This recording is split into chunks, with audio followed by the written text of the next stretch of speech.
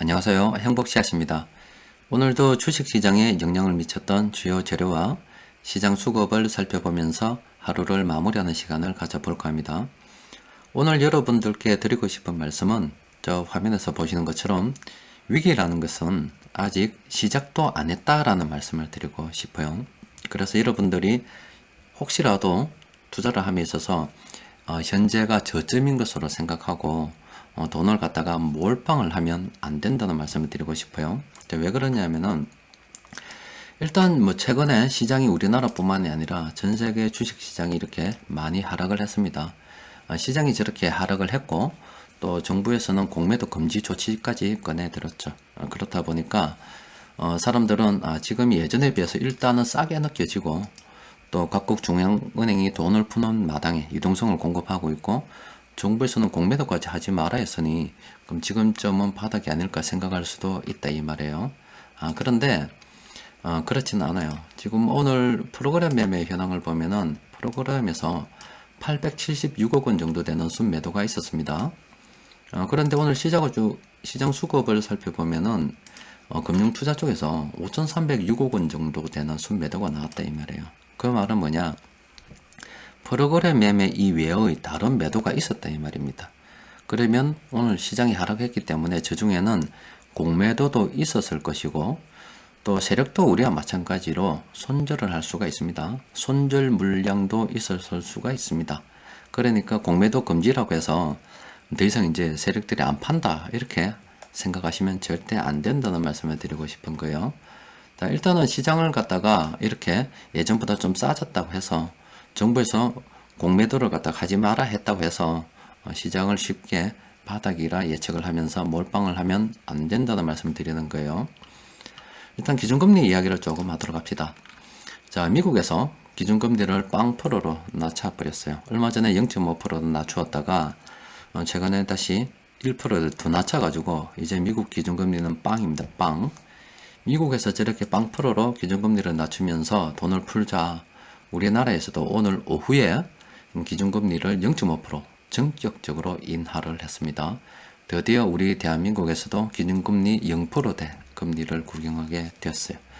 저렇게 되면은 아마 은행에 돈 넣고 예금하고 있는 분들 상당히 겁이 날 겁니다. 아니, 저거는 뭐 돈을 거의 못 버는 거잖아요. 이제 거의 막혀놓는 수준에 불과한 거기 때문에 천조나 되는 시중의 부동자금 갈 곳이 없어서 굉장히 고민될 거예요. 여튼 한국은행에서 아니면 뭐 전 세계 중앙은행들이 저렇게 돈을 푸는 이유는 첫 번째로 이 전염병으로 인해서 사람들이 움직이지 않으니까 돈이 돌지 않아서 이 경기 불황이 예상이 된다 이 말이에요. 그래서 이제 시중에 돈을 좀 풀어서 사람들이 좀 움직여서 불황이 오지 말라고 하는 것도 있습니다. 그런데 사실은 그것보다 좀 더 깊은 의미가 있어요. 그게 뭐냐고 하면은 바로 요겁니다. 불황 이후의 이야기예요. 요까지가 앞서 말씀드린 불황입니다. 자, 지금 우리나라 가계 신용을 보면은 2013년도 가계부채가 한 1000조가 되었습니다. 그런데 2019년도 4분기 때 우리 가계부채는 1600조입니다. 1600조예요. 굉장히 많죠. 저뿐만이 아니라 기업도 돈을 많이 빌렸겠죠. 자, 그럼 이게 어디까지 나아가느냐? 전염병 확산으로 인해서 소비 심리가 위축이 되어서 경기 불황을 지금 두려워합니다. 요게 일반 사람들 생각이에요. 그런데 조금 더 깊이 들여다보면은 이렇게 가계 연체율이 증가하고 기업 대출 연체율이 증가해서 최종적으로 금융권이 부실화되면 이건 진짜 골치 아픈 거예요. 이게 바로 미국발 금융 위기였습니다. 그런데 지금 현재 뭐 요 정도까지 소비 심리가 위축된 것까지 지금 우리는 확인이 가능한 거예요. 전염병이 생겼고 확산이 되고 있고 현재 소비 심리가 위축되고 있다는 것을 우리가 확인하고 있습니다. 경험하고 있는 거예요. 또 그리고 이미 경기 불황에 대해서는 조금씩 체감하고 있는 분들도 계세요. 또 그리고 향후 이 사태가 좀 더 길어지게 되면은 실제 우리 경제 지표로도 경기 불황을 확인할 수가 있을 겁니다. 여튼 지금 이제 여기까지 왔다 이 말이에요. 여기까지. 앞으로 여기까지 더 갈지 안 갈지 모릅니다. 갈 수도 있고 안 갈 수도 있어요. 바람상으로는 안 가는 게 좋은데 세상에는 모르는 거기 때문에 갈 수 있다는 것을 염두해 둬야 된다 이 말이에요. 그러면은 지금을 바닥이라 생각하면 큰일 나죠. 그죠? 그래서 일단은 한 어느 정도 전체 자금에서 요 정도 선에서 끝나고 다시 이 정도까지 진행이 안 될 수도 있기 때문에 이 정도 선에서 좀 추가로 매수하는 거는 필요해요. 그래서 금요일날 말씀드렸다시피 자금을 분할해서 기간으로 분할해서 조금씩 집행하는 것을 권하는 겁니다. 그런데 혹시라도 이 전염병 확산이 좀 더 길어져서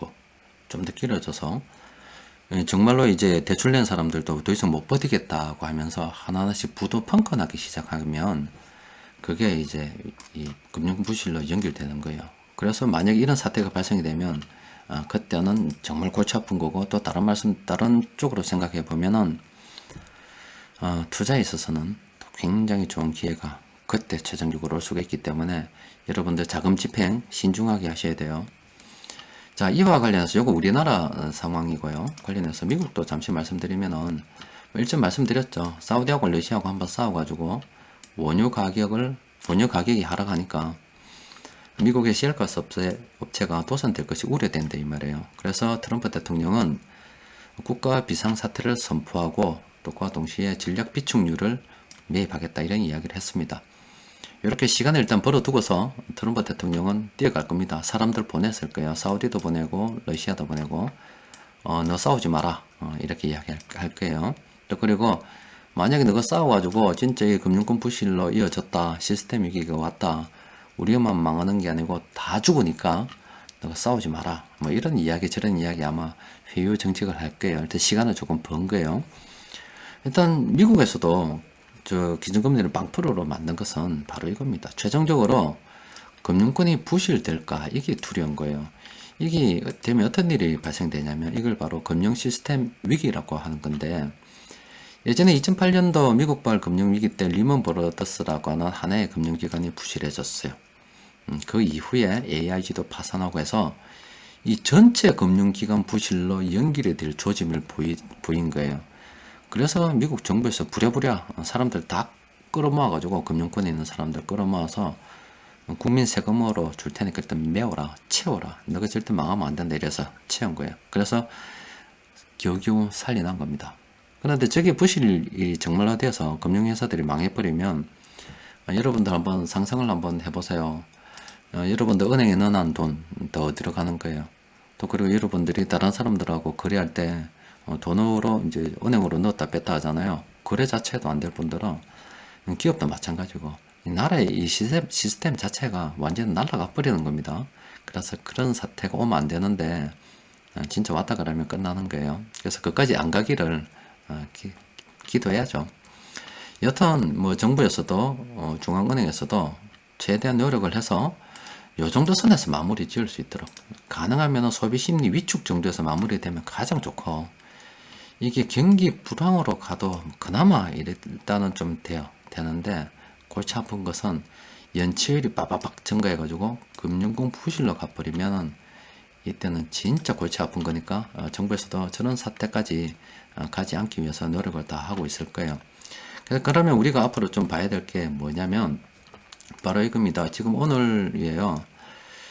내일 아침에 발표하려고 했네요. 일단 뭐 벌써 나왔으니까 보면은 지금 금융감독원에서 이렇게 자료 내놓은 겁니다. 자료를 쭉 살펴보니까 지금 3월 달이잖아요.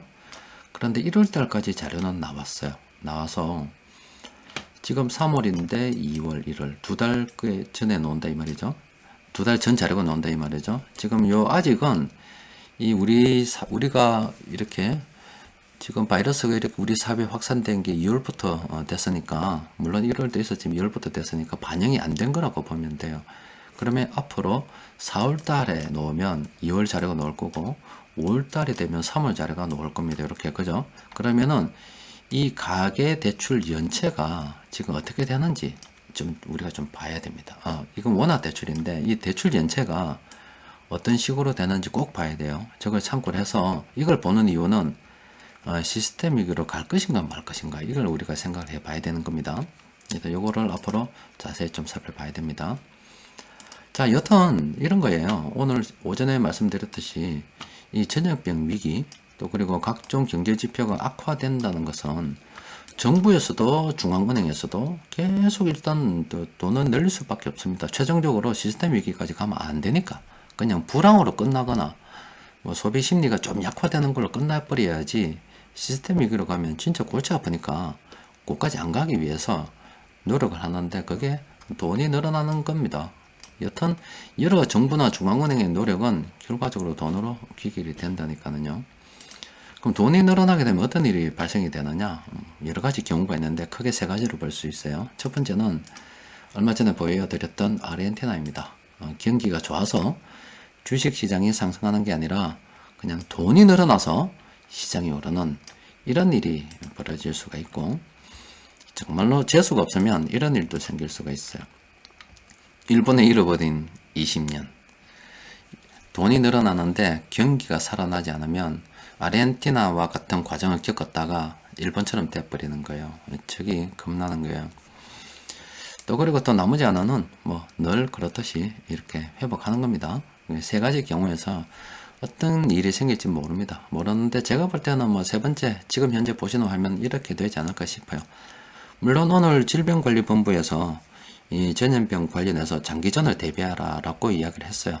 저도 그거 보면서 좀 장기화 되겠구나 생각을 하고 있었는데, 일단은 그게 논리적인 거죠.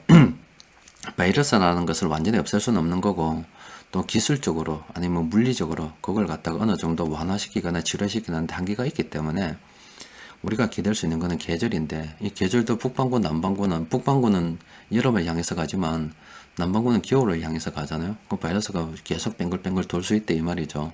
뭐 독감처럼 앞으로 계속 될 수도 있대 이 말이에요. 그래서 어떻게 될지는 아무도 모릅니다. 하지만은 그게 진행이 되면 진행이 될수록 그에 대한 대응 방법도 조금씩 생길 거고, 또 완전히 계속 지금처럼 계속 확산일로에 있는 것이 아니라 어느 정도 북반구가 다시 소강이 들었다고 주기적으로 반복될 수도 있는 거라서, 소강 상태에 접어들면 또 사람들이 움직일 수도 있고 하는 거라서 일단은 다시 회복할 것이라고 봐요. 근데 우리는 조금 더 관망을 해야 됩니다. 왜 그러냐면은 현재 이 전염병 자체가 진행 중입니다. 아직 확산 중이에요. 확산 중이고 지금 경기 불황이라는 것도 진행 중이에요. 그리고 언제든지 부채 위기도 올 수도 있고, 또 그 부채 위기가 시스템 위기로 갈 수도 있습니다. 또 그리고 이 전염병이 계속 늘어나서 이 화면을 보시면은 지금 이미 중국보다 중국 이외 지역에서 확진자 수가 계속 늘어나는 이런 상황입니다. 그래서 지금 현재 상황을 갖다가 그냥 하나의 바닥으로 보고, 뭐 시장이 떨어질 만큼 떨어졌고, 정부에서 공매도 중지했고, 뭐 사람들이 이제 조금 익숙해진 것 같으니까 이 전염병에 대해서 바닥으로 생각하고 돈을 몰빵하는 운은 범하면 안 되고, 앞서 말씀드린 것처럼 어느 정도 선까지 갈지 모르기 때문에 상황을 계속 좀 더 지켜보면서 투자금을 갖다 몰빵하지 말고 조금 나눠서 집행해 볼 필요는 있다, 이 말씀 드리고 싶어요. 그러니까 최종적으로 우리는 만약에 혹시라도 그런 일이 생기면 안 되지만, 시스템 위기가 만약에 온다 했을 때 그때 투자할 돈이라든지 아니면 생활할 돈이 있어야 된다 이 말이에요. 그까지도 우리는 생각하고 있어야 된다는 말씀을 꼭 드리는 거예요. 그래서 우리는 지금 현재 지켜봐야 될 게 기업이나 가계의 부실, 앞서 말씀드린 거 그거 있죠. 또 그게 금융기관 부실로 이어져서 시스템 위기로 갈 건가 안 갈 건가, 그까지도 생각해 봐야 되고, 또 전염병이 언제 지금 소강 상태에 접어들 건가, 요걸 생각하면서 시장을 조금 더 관망하는 게 좋겠습니다.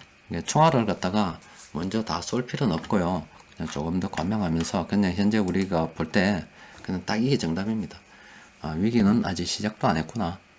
시작도 안 했는데 내가 벌써 따발총 쏘아대면 안 되지. 이 생각을 좀 가지면서 조금 더 관망하면서 지켜보시는 것이 좋겠어요. 자, 오늘은 여기까지입니다.